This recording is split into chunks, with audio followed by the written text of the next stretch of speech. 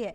Israeli सेना ने सोमवार को गाजा शहर पर कब्जे के लिए बड़ा जमीनी हमला किया। इजरायल बीते कई हफ्तों से गाजा में बमबारी कर रहा है। इससे बड़े पैमाने पर जान माल का नुकसान हुआ है।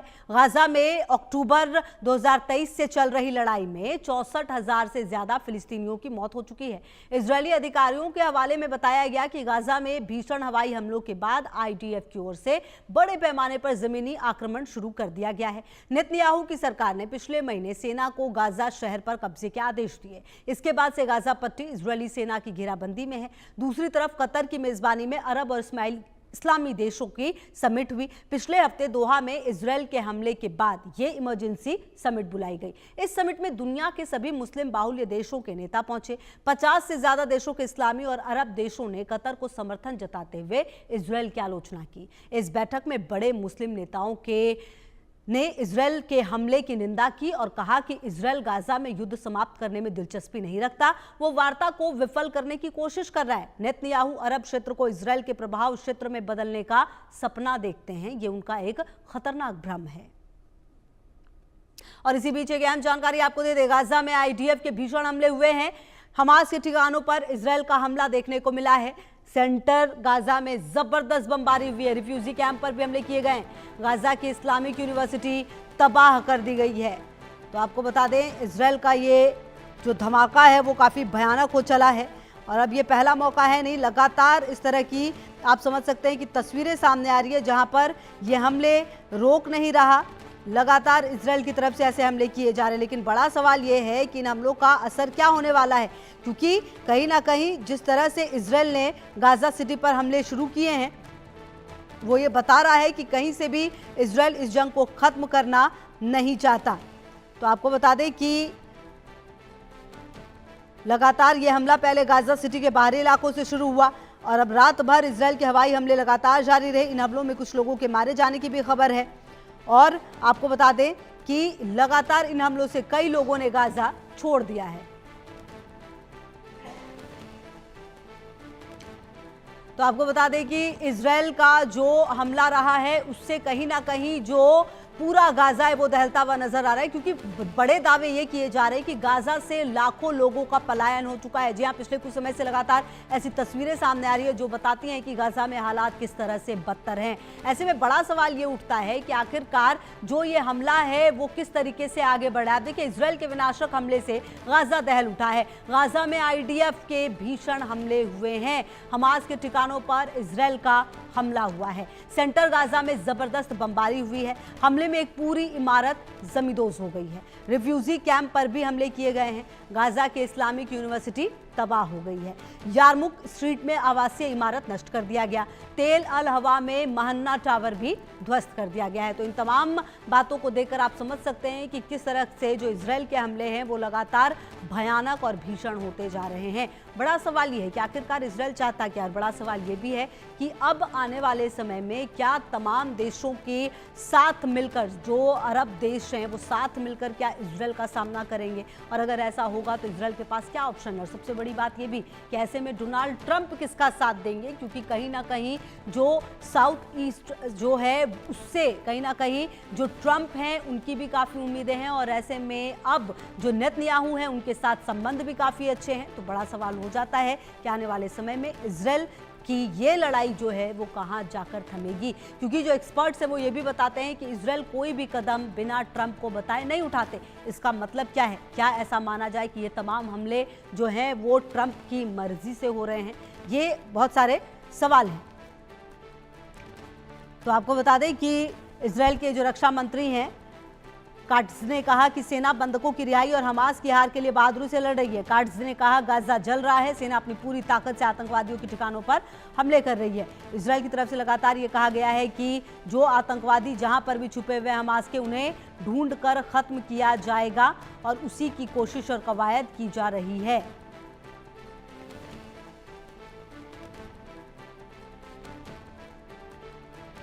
तो आपको बता दें कि लगातार जो दावा है वो किया गया है, 86% जो गाजा है फिलिस्तीनी लोगों के लिए नो एंट्री जोन बन चुका है और आपको बता दें कि गाजा के 75% इलाके पर पहले से ही इजरायल का कंट्रोल था। और इसराइल का मकसद गाजा सिटी में उन इलाकों में घुसना है जहां हमास के कब्जे में अभी भी कई बंधक होने की आशंका है। ये वो इलाके हैं जहां तक इजरायली सेना ने बड़े पैमाने पर कार्रवाई नहीं की थी।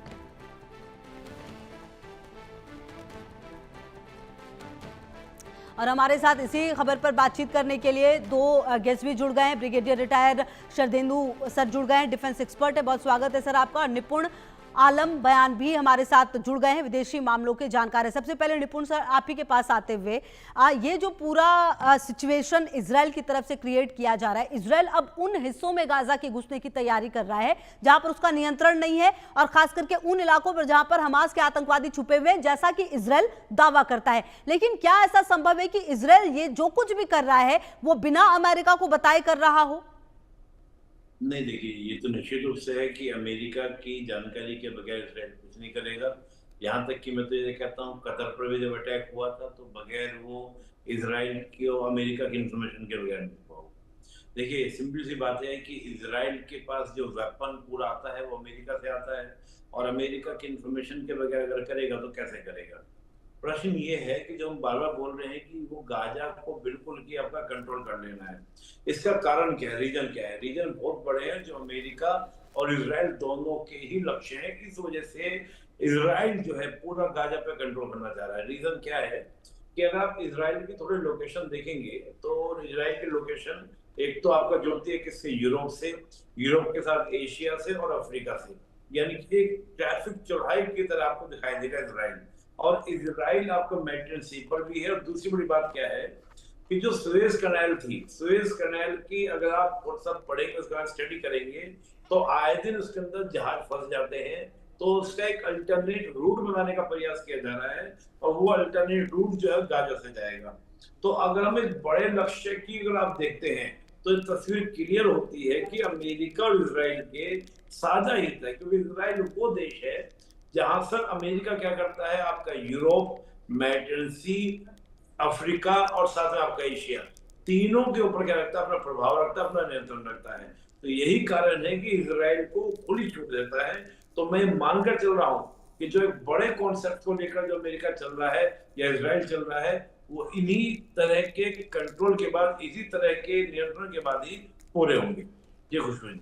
बिल्कुल सर, आप रहिए हमारे साथ और लगातार हम इस पूरे मुद्दे पर आगे भी बातचीत कर रहे हैं। और अच्छा सर, देखिए एक सवाल ये भी बनता है कि जिस तरह की सिचुएशन अभी इजराइल कर रहा है, क्या ये जो बाकी के देश हैं जिन पर हमले हो रहे हैं, या फिर पिछले दिनों जिस तरह से इजराइल ने किया है, चाहे हमने कतर में देखा हो, जिस तरह से और तस्वीरें सामने आई है, इन देशों का रिएक्शन क्या होने वाला है? इजराइल को किस तरह की स्थिति के लिए तैयार रहना चाहिए? देखिए, कल भी हम देखते हैं कि कल एक मीटिंग हुई थी जिसमें 50 देश करीब इस्लामिक कंट्रीज शामिल हुए। पाकिस्तान में उसमें बढ़ चढ़ कर हिस्सा लिया, जो उनके प्रधानमंत्री हैं वो तक उसमें गए थे। और कतर का एक स्टेटमेंट, जहां पर मीटिंग हुई, दोहा में जहां मीटिंग हुई, तो कतर के पीएम क्या बोल रहे थे, बड़ा इंटरेस्टिंग स्टेटमेंट है, उससे आपको चीजें क्लियर होंगी। कतर का कहना ये था कि हम जो है मध्यस्थता छोड़ेंगे नहीं, मध्यस्थता अमेरिका और इजिप्ट को साथ लेकर हम मीडिएटर बने रहेंगे इजराइल और हमास के बीच में। और साथ ही जो इजराइल ने हमारे साथ किया, हम उसका बदला लेंगे या उनको सबक सिखाएंगे। मेन डेट जो आपका लैंग्वेज यूज कर रहे थे कतर के जो प्रधानमंत्री, वो एक बैलेंस व्यू लेके चल रहे थे कि बहुत ज्यादा भड़काना नहीं है, बहुत ज्यादा अग्रेसिव नहीं करना है। दूसरा क्या है कि अगर आप पूरे मिडिल ईस्ट को देखेंगे तो मेन प्लेयर मिडिल ईस्ट में कौन है? एक तो सऊदी, एक ईरान, और तीसरा आपका टर्की। कतर की जो भूमिका इन दोनों रही है, कतर को जिस तरह का कंट्री अपने आप को उभारना चाहता है कि वो एक मीडिएटर बने इन बिटवीन वेस्ट, और वेस्ट के साथ आपका क्या इस्लामिक वर्ल्ड के बीच में, कि कुछ भी अगर इश्यू हो तो कतर उसका सोल्यूशन निकाल कर दे। और हमने देखा चाहे अफगानिस्तान का मामला हो, रशिया यूक्रेन का मामला हो, या प्रेजेंट इसराइल हमास का मामला हो, इसमें बढ़ चढ़कर क्या हुआ है, कतर ने हिस्सा लिया है, यानी कि कतर ने पार्टिसिपेट किया है। दूसरी बात हम लोग यहाँ पे कर रहे थे, तो मैंने आपको कतर की बात कही, यानी कि आपका कतर की बात हम देखें, सऊदी और यूएई जो देश हैं, ये दोनों के दोनों देश अमेरिका पर फुल्ली डिपेंडेंट हैं अपनी सिक्योरिटी को लेकर। और सऊदी और आपका यूएई की बात करें तो वो किसी तरीके से भी कोई भी किसी तरह का विवाद इजराइल से लेने को तैयार नहीं है। वो डेमोक्रेटिक तरीके से विरोध कर रहे हैं इजराइल का। जैसे परसों सऊदी ने फ्रांस के साथ मिलकर फिलिस्तीन को मान्यता देने के लेकर प्रस्ताव लेकर आया, लेकिन खुलकर इजराइल के सामने नहीं। ईरान ऑटोमेटिकली साइड हो चुका है। थोड़ी बहुत मदद अभी हमास को है वो टर्की की है। इजराइल ओपनली अब टर्की की ओर भी टारगेट कर रहा है। तो मैं देखकर चल रहा हूँ कि इन देशों की जो प्रतिक्रिया है वो बहुत स्ट्रांग मुझे इजराइल के अगेंस्ट देखने को नहीं मिलेगी। रीजन एक बहुत बड़ा ये है कि अमेरिका साथ में खड़ा है और कहीं ना कहीं इन देश के अंदर भी अपनी एक यूनिटी नहीं है, जो एक यूनाइटनेस होनी चाहिए वो नहीं है। कहने को तो बात करेंगे कि हमारे पास में क्या है, इस्लामिक कोऑपरेशन है, हम यूसीसी, मतलब बहुत सारी बात करेंगे, लेकिन रियलिटी बात ये है कि ओसीसी के पास में एक सही तरीके से व्यवस्थित नहीं है। ठीक है सर, आप रहिए हमारे साथ, हम आगे भी आपसे बातचीत करेंगे लगातार और जानेंगे इस पूरे विषय पर कि क्या कुछ इसके और परिणाम हो सकते हैं दूरगामी। बहरहाल एक अहम जानकारी सामने आ रही है, वो भी अपने दर्शकों को बता दें। कतर में 50 मुस्लिम देशों की बैठक हुई है, इसराइल के खिलाफ इमरजेंसी बैठक बुलाई गई। दोहा में इसराइल हमले के बाद ये बैठक हुई है। इस्लामी देशों ने इसराइल की आलोचना की है। इसराइल की खूनी मानसिकता है, ये बात टर्की कह रहा है। तो आपको बता दें, इसराइल के खिलाफ ये बैठक हुई है दोहा में। इसराइल हमले के बाद ये बैठक, इस्लामी देशों ने इसराइल की आलोचना की है। तो आपको बता दें कि जो 50 मुस्लिम देश हैं उनकी ये बैठक हुई है और इसमें जो कई चेतावनी है वो भी दी गई है। हालांकि देखना ये होगा कि ये जो 50 देश हैं जो बैठक इन्होंने की है इससे क्या कुछ सामने आता है, क्योंकि देखिए इसराइल जो है वो रुकने वाला तो नजर नहीं आ रहा। और आपको बता दें, इजरायली मिसाइलें निंदा से नहीं रुकेंगी। इसराइल गाजा में युद्ध समाप्त करने में दिलचस्पी नहीं रखता। ये तमाम बातें निकली हैं उस मीटिंग से। इसराइल वार्ता को विफल करने की कोशिश कर रहा है। नेतन्याहू अरब क्षेत्र को इसराइल के प्रभाव क्षेत्र में बदलने का सपना देख रहे हैं। इसराइल की खूनी मानसिकता है। इसराइल खुलेआम संयुक्त राष्ट्र चार्टर का उल्लंघन करता है। नेतन्याहू की सरकार गाजा में नरसंहार कर रही है। इसराइल पर आर्थिक दबाव डालना चाहिए। कतर में हमला अंतर्राष्ट्रीय कानून का गंभीर उल्लंघन है, ये बात भी सामने आई है। इसराइल का अनियंत्रित व्यवहार संघर्ष को बढ़ाएगा और क्षेत्र को अस्थिर करेगा। इसराइल के खिलाफ खड़े होने के लिए अपनी एकता और एकजुटता मजबूत करनी चाहिए। ये वो तमाम चीजें हैं जो कि चेतावनी है जो बैठक में निकली है। और आपको बता दें कि कहा यह जा रहा है कि जो अनियंत्रित व्यवहार है इसराइल का संघर्ष को और बढ़ाएगा और क्षेत्र को अस्थिर कर सकता है। और शरदेंदु जी भी अब हमारे साथ जुड़ गए। सर बहुत स्वागत है आपका। सर देखिए, हम लगातार ये बातचीत कर रहे थे कि किस तरह से इसराइल ने ये कुछ किया है। जो ये मुस्लिम देश हैं जिन्होंने की ये मीटिंग की, वो ये कह रहे हैं कि अरब क्षेत्र में अपना दबदबा बढ़ाना चाहते हैं इसराइल। क्या ऐसा है क्या, और क्या अमेरिका भी ऐसा चाहता है?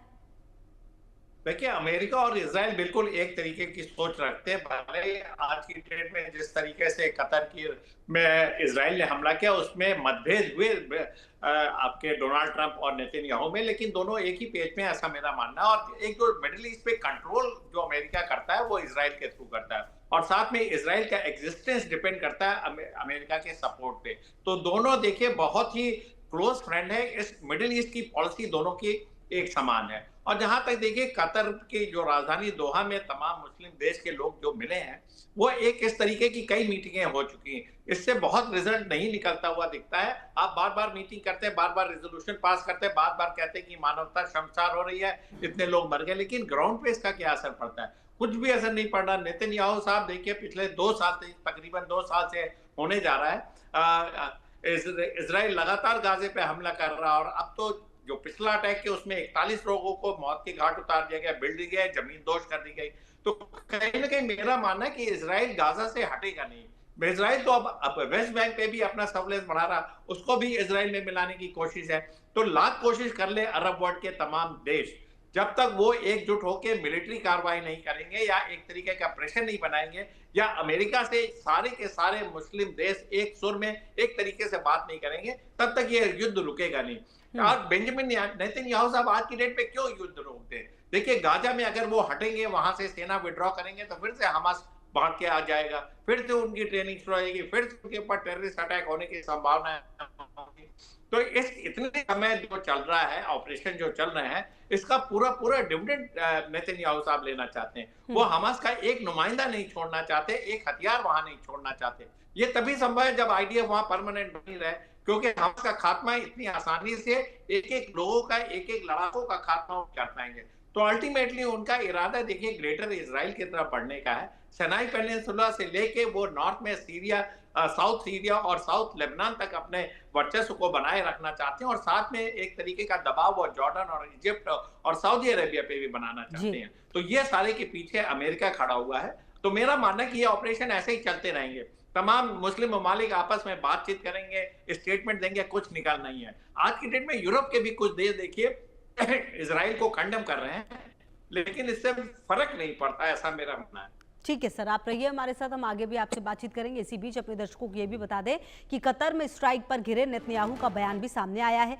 फिर हो सकता है ऐसा हमला, ये बात नेतन्याहू कह रहे हैं, हमने ये हमला अपने दम पर किया है। तो आपको बता दें कि नेतन्याहू का बयान सामने आ चुका है। एक तरफ जो है अरब देश जो हैं वो मीटिंग कर रहे हैं और अब जो है ये कह रहे हैं नेतन्याहू कि हमने ये हमला अपने दम पर किया है। निपुण जी, क्या मतलब है इसका, ये जो बयान नेतन्याहू दे रहे हैं कि फिर हो सकता है ऐसा हमला, मतलब कि पूरी तरह से तैयार रहना चाहिए इन लोगों को? और खास करके जो बात लगातार नेतन्याहू ने कही कि हमास और हुती आतंकवादियों को जड़ से खत्म करेंगे, क्या उसकी तरफ बहुत ही सीरियसली आगे बढ़ते हुए नजर आ रहे हैं नेतन्याहू? देखिए, ये तो बात मैंने आपको कहा ही था कि चाहे हुतीज की बात करें, देखिए हुतीज भी क्या है कि एक लंबे अरसे बात करें, अमेरिका की हमेशा एक कोशिश रही है कि पूरे के पूरे जो ओशियंस हैं, और खास तौर से जब हम लोग यमन की बात करते हैं, उसके पास का जो रीजन पूरा है, वो आपका फ्री नेविगेशन वाला एरिया हो। हुतीज कहीं ना कहीं वो क्या करते हैं, उस फ्री नेविगेशन को क्या करते हैं, कंट्रोल करने का प्रयास करते हैं। इससे कहीं ना कहीं अमेरिका की गारंटी भी खत्म होती है, जो इन गल्फ नेशंस को भी या और यूरोपियन नेशंस को भी अमेरिका देता है कि हम तुम्हारे लिए हमेशा एक फ्री नेविगेशन रखेंगे, तुम्हें आने जाने में कोई दिक्कत नहीं होगी। और हमस तो सीधा सीधा क्या हुआ कि हमस तो सीधा सीधा आपका इजराइल को, अमेरिका को एक चुनौती के रूप में था। हम देखें तब से लेकर आज तक हम बात करें, जो मैं बार बार कहा ग्रेटर इजराइल की भी अभी शेंदू जी बता भी रहे थे, बिल्कुल सही बात है। दूसरा, मैंने आपको पहले ही कहा कि जो एक बड़ा कॉन्सेप्ट है, आज से आप 5 साल बाद हम लोग बैठ के बातें करेंगे तो जो बात आज हम बोल रहे हैं 2 साल के अंदर आपको दिखने लगेगी कि सुएज कनाल का एक अल्टरनेट रूट जो है वो बढ़ाते हुए आपको दिखाई देगा इजराइल और अमेरिका, और उसके माध्यम से कहीं ना कहीं वो एक पुल का काम करेगा इन बिटवीन यूरोप और एशिया।